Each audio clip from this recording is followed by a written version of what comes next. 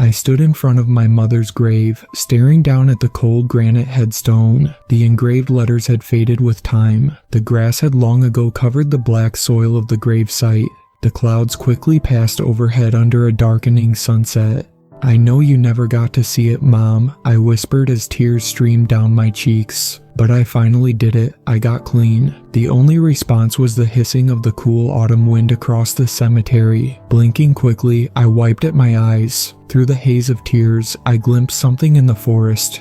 The graveyard had a spiked, metal fence running along its perimeter. Immediately on the other side of the fence loomed dark pine trees and thick patches of pricker bushes. Beneath one shadowy tree stood a silhouette. It looked like a tall man in a black suit and dark sunglasses. His skin appeared chalk white, his body hairless and long. Though he was far away, I could just barely see a lipless mouth chattering, opening and closing in a superhuman blur. The rest of his body stayed as still as death. "Hello?" I yelled, taking a step toward the fence. "Are you okay?" I had never seen such a pale luster on a living person before. It was eerie. I briefly wondered if the man suffered from some extreme form of albinism or vitiligo. It looked like all the blood had been drained from his body. A feeling of dread gripped me as the lipless mouth abruptly slammed closed. The man stayed as still as a statue, keeping his back straight and his body rigid. I squinted, seeing that his skin appeared strange. It looked as hard as marble, inhumanly clear and flawless. The feeling of dread only increased.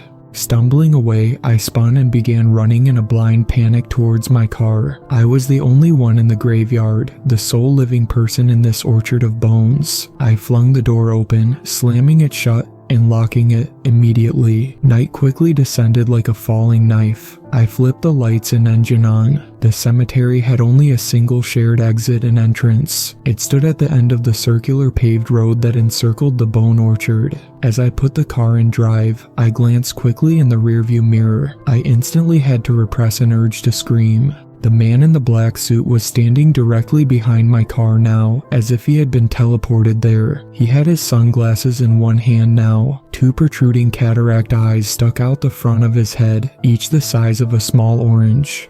Slitted, reptilian pupils ran down the length of the alien eyes. There was a look of primal fury frozen across the deathly white face.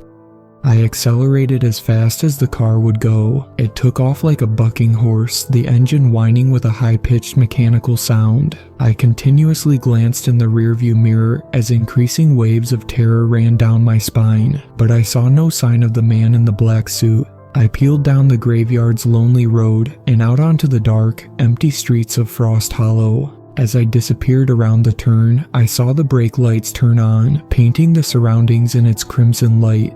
With trembling hands, I pulled out my cell phone, dialing my brother Philip's number. I had heard of others in the town getting visits from the men in black. Many had mysteriously disappeared soon afterwards. Others became hermits, deleting all their social media and turning off their phones. One rumor stated that a local conspiracy theorist writing about lights in the sky had allegedly received a visit from the strange men. Within 24 hours, he sold his house, scrubbed as much personal info as he could from the internet, and bought a one-way plane ticket out of the USA. I hadn't actually believed any of the rumors circulating, but my brother Philip had. He had been stockpiling ammo and guns for the last few weeks. I pressed the dial button as I sped around a corner, looking up in time to see a naked woman stumbling down the road only a few feet away. She was walking towards my speeding car with glazed, sightless eyes. Strange, circular bruises covered the length of her body. I slammed on the brakes. The car fishtailed as I spun the wheel all the way to the left. A silent scream welled up in my throat as the world spun around me in a circle. The front bumper missed the woman by inches, but still, she never reacted. In a cloud of smoke and burnt rubber, I nearly smashed into a thick oak tree. The back of the car missed the trunk by less than a foot as the car finally came to a stop. My heart was pounding my ears so fast that it came across like a rushing waterfall. I heard a small voice somewhere nearby, as muffled and quiet as a whisper. It said, "Hello, hello," in a confused voice over and over. I looked down at my lap, seeing my brother's name emblazoned across the screen. With trembling fingers, I picked it up and put it to my ear. "Philip, I saw them," I whispered. "The men in black. I need help." "Where are you?" he whispered frantically. I looked around, seeing the naked woman still stumbling blithely down the middle of the road in a zombie-like trance. "I'm down the road from Mom's grave," I said. "There's some weird shit going on. I almost just hit a naked woman. She looks drugged." Philip swore on the other end of the line. "You need to get out of there immediately," he said. "Come here. We can barricade ourselves inside and take them out one by one if we need to." "I need to check on this lady," I said. "I can't just leave her here." "It's probably a trap," he said. "Oldest trick in the book, man. You just put a woman on the side of the road, make her look like she's hurt, and then, when someone stops to help, you rob and kill them. Remember Bonnie and Clyde?" "I'll call you back," I said, nervously looking around the car. I was stopped in the middle of the dark, empty street. The woman continued ambling forwards in eerie, zombie-like movements towards the cemetery. I slowly opened the door, expecting some sort of ambush, but nothing stirred. I crept out as quietly as I could, observing the woman. She was only a stone's throw away by this point. My headlights illuminated her naked back and legs. I called out above the screaming of the wind. "Hey, do you need an ambulance? You nearly got run over," I yelled. That was when I first noticed something was deeply wrong with her body. I saw dozens of thin strands poking out of her skin, black, spidery filaments half a foot long, surrounded by angry red patches of inflammation. Circular black and purple bruises extended out, a roadmap of fresh injuries. I squinted, confused at what lay in front of me. With every step she took, the strands skittered and jumped, sharp insectal legs that snatched blindly at the empty air. As my words echoed eerily into the darkness pressing in on me, the woman's head jerked with a loud crack of bone. She froze in her tracks, her bloody feet leaving thin scarlet footprints. The skittering filaments seemed to move faster, whipping back and forth in widening arcs. Where they ate into the woman's pale flesh, clotted blood appeared in rivulets and drops, looking as black as onyx and as thick as maple syrup. Her head ratcheted to face me, her body spinning in quick, jerky movements. Her wide, unseeing eyes had started crying tears of black, clotted blood. They ran down her cheeks like polluted rivers. I instinctively backpedaled towards the car, groping blindly behind me but afraid to look away. I didn't know what this woman was capable of. Her mouth opened in a silent scream. Black sludge dripped down her lips and chin. She vomited a constant stream of it, slowly letting the fetid, rank fluid stain her chest and legs. "Fuck this," I cried, turning to sprint back into the open car door. I heard the sickening sound of wet flesh tearing, felt a spray of warm blood on my back and neck. I leapt into the driver's seat, slamming the door shut and locking it. I glanced up, my headlights still shining brightly down the street. But the naked woman no longer stood there. Her body lay on the street, discarded like a broken toy. Her chest stood open, the sharp points of bone stabbing upwards through a mass of clotted gore. Something black and spidery crawled upwards out of the pale, ripped flesh, pushing itself up on dozens of long, thin legs. Like an infant from hell, it forced its way out of its mother. Its body reminded me of a jellyfish, round and curving with two enormous, white eyes bulging from the center. Its skin gleamed like obsidian, glossy and black, still wet and shining from the fresh blood of its victim.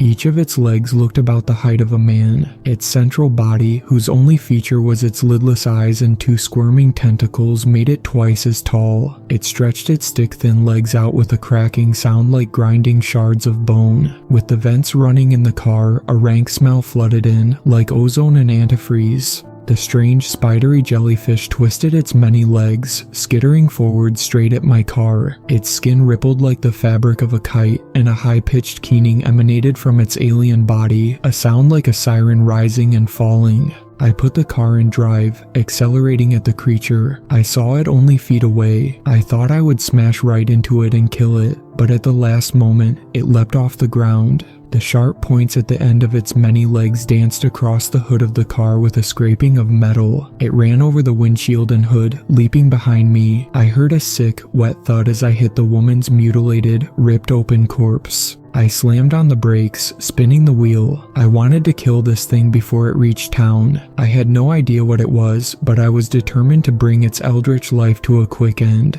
It had turned around as well. My heart leapt into my throat when I saw it blocking the road. Its two writhing tentacles intertwined into a knotted wet fist of gleaming muscle. It brought it down on my windshield as I accelerated toward it. I heard the glass shatter, felt something wet and hard as stone smash into my forehead. I saw bright stars and nearly blacked out, spinning the wheel and slamming on the brakes. I heard the rising keening of the siren-like wailing emanating from the shining black flesh of the creature. It rose and fell in eerie waves, sounding dreamlike and distorted. Breathing hard, I felt warm blood trickle down my forehead. I raised my fingers to my temples. When I pulled them away, they gleamed brightly with scarlet droplets. The skittering steps of the strange, jellyfish-like creature became unfocused and random, like those of a baby deer. It fell across the middle of the road, its many sharp legs still twitching with manic energy. I took the chance, pressing the gas all the way down. The tires spun with the smell of burning rubber before sending me forward in a flash. The driver's side tire crunched over the lidless, dead eyes of the creature. I looked in the rearview mirror, seeing a spray of blue blood and gleaming knots of gore spreading from the top of the creature's exploded head all the way to the edge of the pavement. Its many sharp, black legs still skittered, jumping and twitching like those of a poisoned wasp. I put the car in reverse, running over it a second time. Breathing heavily, I got out, looking down at the alien monstrosity. It was still. The smell of antifreeze hung in the air, thick and cloying. The woman's body was not much better, between the jagged mutilation of her open chest and the crush injuries from the tires. Looking both ways down the road nervously, I opened my trunk, seeing an old tarp I always kept tucked in there. Careful not to touch the creature's strange blue blood, I wrapped it up as best as I could, carrying it to the trunk. Its long jointed legs hung over the edge. I pushed down hard and with a sick cracking of alien bones, the still, black corpse folded up within the tarp. I slammed the trunk shut, wiping my hands off on my jeans over and over. I got back in the driver's seat and pulled off, a victor with a world-shattering souvenir in his trunk. I felt like I was floating on cloud 9 as I turned the next corner, glad to get away from the dead body and the blue blood staining the pavement. I knew I didn't want to be anywhere close to here when the government caught wind of it. As my thoughts had manifested them, headlights descended down the street. With a rising sense of panic jumping into my throat, I took off down the street, hugging the tight corners with terrified precision. A massive black pickup truck appeared, slowly ambling past me. I sped across Frost Hollow towards Philip's house, excited to show him the evidence. Both of us had heard strange rumors around town for months, but no one had ever been able to prove anything demonic or extraterrestrial had caused it. I wasn't sure where this kind of creature came from, this demented parasite that ate its way out of the host's body, but I hoped the evidence of its corpse would be able to give us some answers. I constantly checked the rearview mirror, nervously looking for sirens or unmarked black cars. Never in my wildest dreams could I imagine what the men in the black suits would actually show up in. By the time I pulled in the driveway, it was already pitch black across the whole of the town. I flung open the trunk, lifting the tarp holding the dripping, glossy corpse. The body was surprisingly light, no more than the weight of a small child. I had no trouble running with it in my arms, though the long, twisting legs made it somewhat awkward. I saw Philip's pale face peering out the front window, his eyes wide and surprised. A moment later, I heard the lock click and the front door swung open. "God damn, you made it," he whispered. His face was a mask of sweat. I pushed past him, leaving drops of blue blood behind me. Like breadcrumbs, they led back to the car, showing my trail. "Lock the door," I commanded, running to the bathroom. I dropped the still, black corpse into the tub. The tarp unfurled, showing the smashed head and twisted legs hiding underneath. I heard Philip creep in behind me. "Holy shit, little brother," he exclaimed, his blue eyes round orbs of shock. "What radioactive pond did you pull that thing out of?" "This came out of a person," I said, staring grimly down at the spidery limbs and thick, sludge-like gore. "I saw this woman walking down the road, and these legs were sticking out of her back and chest. This thing attacked my car. It nearly killed me. It ended up smashing my windshield and slicing me up pretty bad. In the end, I got it, but..." I shook my head, feeling overwhelmed and sick. I wondered if the police would track me down when they found the woman's body. "What about the men in black?" Philip asked. "You said they were watching you." "Just one, I think," I said. "It was watching me at the graveyard." Philip frowned, pulling the shower curtain closed. "We need to arm ourselves," he told me. "If the rumors I've been hearing around town are true, then we might have some visitors eventually." "Remember how Mom used to say that if we didn't wash between our toes, tiny spuds would start growing there?" Philip asked, a wry half-smile playing on his thin lips. The memory came back to me, simultaneously full of love, yet emanating a bittersweet sense of loss and sadness. He handed me a shotgun and a box of buckshot. After reaching into the gun safe, he took out a large, black rifle and slammed a magazine into the bottom. "I wonder if we should pour bleach on that weird corpse. It might have parasites or embryos that will start growing if not." "We need to keep it in good condition," I said. "That's our only evidence for all the weird shit going on. For all we know, pouring chemicals on it could destroy it." He opened his mouth, looking like he was about to respond, when we heard a loud knocking on the front door. Philip froze like a deer in the headlights. I saw my terror reflected there like a grim death mask. "Don't panic, it might just be..." He began when the knocking sounded again, louder and more insistent this time. Side by side we ran down the hallway, sprinting down the steps and glancing out the front window. "Oh, it's just my neighbor," Philip said, relief washing over his face. I saw a tall, bearded man with a massive beer gut standing there. "What does he want coming here at midnight?" I asked, glancing down at my watch. He just shrugged. "Let's see," he said, flinging open the door. There was a rippling in the air, like a mirage in a desert. The image of the greasy, bearded man dissolved in soft waves. Behind it, I saw 3 men in black suits wearing dark sunglasses. Their heads were hairless and pointed, their skin corpse white and inhumanly smooth. They had no lips, but they had painted on crude lips using lipstick. I saw no sign of any vehicle. We stared at each other across the no man's land of the threshold. The one in front raised his long, twisted arms to his face, removing his sunglasses. 2 enormous eyes bulged from the pale, smooth sockets. His slitted, reptilian pupils rapidly constricted and dilated. "May we come in? I believe we have some issues to discuss," the man in front gurgled in a low, diseased voice. His strange lidless eyes continuously bored into me, as focused and intense as lasers. "Don't let them in," I whispered to Philip. I don't know why, but I instinctively knew that if we invited these creatures inside, we would lose what little power we still retained in this situation. "If you're going to make this difficult, we can make it difficult for you as well," the leader said, pulling a badge from his press suit. "We're investigating a hit and run that occurred earlier tonight." The 2 men in black in the back stood as still as statues, their impenetrable black sunglasses staying firmly affixed over their smooth, plasticky faces. "Then come back with a warrant," Philip snarled, still holding the rifle with an iron grip, his knuckles turning white with tension. "What agency do you even claim to come from?" The leader snapped his badge shut with a soft click. It disappeared back into his suit like a magic trick. "Mr. Lamington, I believe you have a quarter in your right pants pocket. Please remove it for me," the leader said to Philip, the thin membranes of his eyes twitching and rippling, almost looking ready to burst.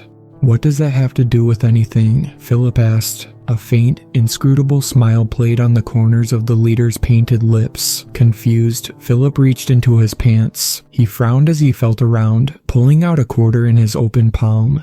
"How did you?" he asked, but the leader of the men in black cut him off. An increasing feeling of apprehension gripped me, though I didn't know why. "Observe the coin," he said, his pupils constricting and dilating faster. There was suddenly an overpowering smell of ozone, a barely perceptible whining. The quarter started changing colors, flashing a cold cyanotic blue, then a burning hot red. I watched in amazement as it disappeared into thin streamers of gray smoke. "Now imagine that was your heart or brain. Do I make myself clear?" "We will never let you inside." I spat at the group. The leader turned his swollen snake eyes to me. I instinctively took a step back, my face involuntarily revealing more than I intended. Philip nodded coldly, reaching out and slamming the door shut in their faces. Philip and I stayed close together, going around and checking every window and door. I wondered why they had asked permission to come in. Were they like vampires, creatures who couldn't cross the threshold until told to do so? I brought this up to Philip, who frowned with concentration. "The vampire thing is just an old myth," he said, his eyes nervously flicking out the front window every few seconds. We still held our firearms tightly to our chests. I checked the clock, seeing it was already past 3 a.m. Evil spirits can't enter your mind without being invited, at least according to medieval rumors. People unintentionally invite them in through various practices. Sometimes evil spirits enter people who played with the occult, or someone who committed murders. They tend to target those whose minds are overflowing with hate, confusion, and... I heard a shattering of glass from the back of the house. Both Philip and I jumped, looking from the living room to the kitchen door. Our nerves were already frayed after hours of intense fear and concentration.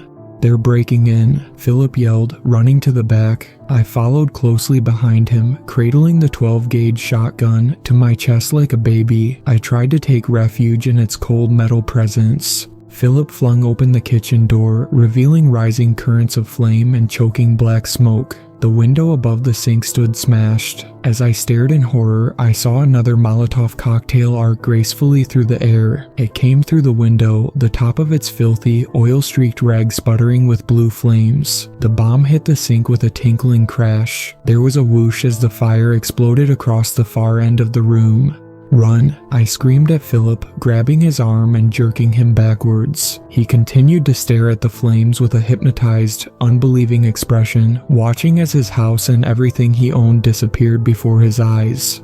"Come out!" I heard the leader shriek in an electronically amplified voice. It sounded like it came from the back of the house, where the Molotov cocktails came from. Philip and I ran side by side to the front door. "Shit, what's that?" Philip said, pointing outside. I saw an enormous black pickup truck parked outside, its engine still running, its lights turned on. Two massive men with long, black beards and dark, glittering eyes stared daggers at my sedan, which was parked in my brother's driveway. A sense of horror overtook me as I realized they were staring at the hood and shattered windshield, where the blood of the woman and the creature still glimmered darkly. The men looked like they could have been professional football players. They were stocky and tall with thick layers of muscles covering their bodies. They were both dressed in full camo. The one in front had a black caterpillar hat covering his massive head, while the one in back let his long, greasy brown hair spill over his shoulders. Both carried large black pistols in their right hand. "Come out. I know you murdered my daughter," the man in the caterpillar hat screamed in a voice that shivered with insanity. "You ran her over not even half a mile from where I live. This is payback time, fucker." He glanced at the other man and gave a barely perceptible half nod. As one, they raised their pistols and started emptying the magazines, shooting at the windows and doors of the burning house. An insane, fanatical luster shone on their faces. The smoke had grown thick across the entire first floor by this point. I didn't know where the men in black were, but I was just as afraid of running into them as I was of the two insane hunters outside. The pistol bullets pinged crazily through the house, hitting lights and erupting through drywall. "We need to get out of here," I cried, grabbing Philip's shoulders and shaking him. He looked dissociated and shell-shocked. "We're going to burn alive or get shot." "The basement," he cried. "We'll go out the basement door to the side of the house." I nodded, not giving us a moment to consider alternate possibilities. We both knew we had run out of time. We flew down the basement stairs. The power went out at that moment, plunging us into darkness except for the strobing, flickering light from the fire upstairs. Philip flicked a lighter with his left hand, holding it out in front of him to ward off the creeping shadows. The air was much cooler and easier to breathe in the basement, at least for the time being. Thin streams of black smoke had already started filling it, floating across the room like ghosts. Philip ran up the few concrete steps leading out. In front of us stood two metal doors angled at 45 degrees. Beyond that lay freedom or death.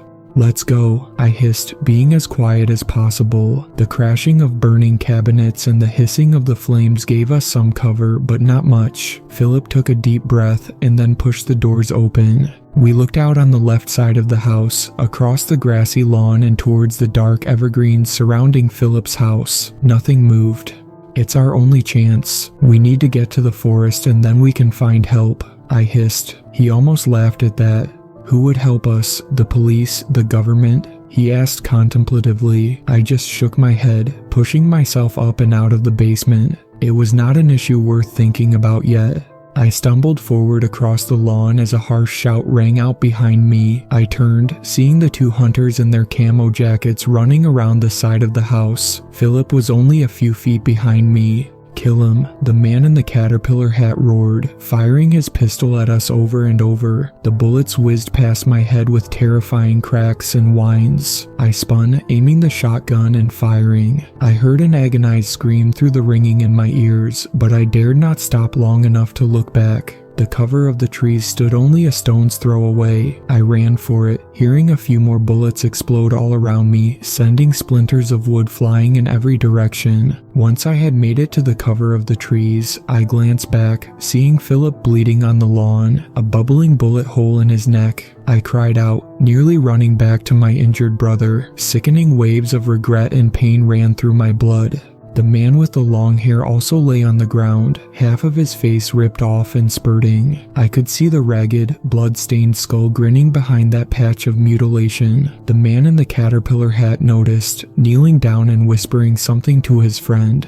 The men in black appeared by the road, each holding a long, silver gun attached to a square metal backpack. I quickly realized that these were flamethrowers. I had seen pictures of them before when they were used in Vietnam and World War II. These looked much more modern, but they were still the same in basic design. Philip's rifle laid by his side, his twitching fingers trying to reach for it. I raised the barrel of the shotgun, aiming for the man in the caterpillar hat. But the men in black beat me to it. The three of them stood side by side, their faces blank masks of nothingness. In unison, their metal flamethrowers ignited, throwing jets of concentrated flame 100 feet away like the attack of a fire-breathing dragon. The man in the caterpillar hat never knew what hit him. He had been focused on Philip when the flames ate him from behind. Philip saw it coming, though. With the last of his dying strength, he raised the rifle, pointing at the leader and firing. At the same moment, I opened fire, trying to stop these monstrous creatures. The leader fell as a bullet pierced his heart. White, shimmering blood leaked out, like the lubricating fluid of some strange, futuristic robot. It glimmered with rainbows like waste oil, twisting, morphing currents of color that danced and curved as more blood gushed out. He grabbed for his chest, falling forward silently in surprise. A rush of flame consumed Philip at that moment, covering his body like a blanket. By the time it receded, he had become little more than melted fat and ashes. In grief and loss, I kept firing until all the bullets in the shotgun were used up. I didn't realize, at first, that all three men in black lay dead on the lawn. The house fire had turned into an inferno by this point, rising up into the black sky. I stood alone at the edge of the forest, my brother dead. The evidence I had gathered would be nothing more than ashes as well by this point. As usual, we would not be able to prove the horrors occurring here to the outside world. I felt certain this was not the first time evidence had been destroyed in this town. In the silhouette of the blazing fire, I saw hundreds of glossy, black creatures, each no bigger than a baseball. They looked like the hellish parasite that had erupted from the woman's body, but in miniature. They crept out of the broken windows and flaming doors on jointed, spidery legs. In chaotic, random packs, they skittered across the lawn, disappearing into the thick woodlands and swamps of Frost Hollow.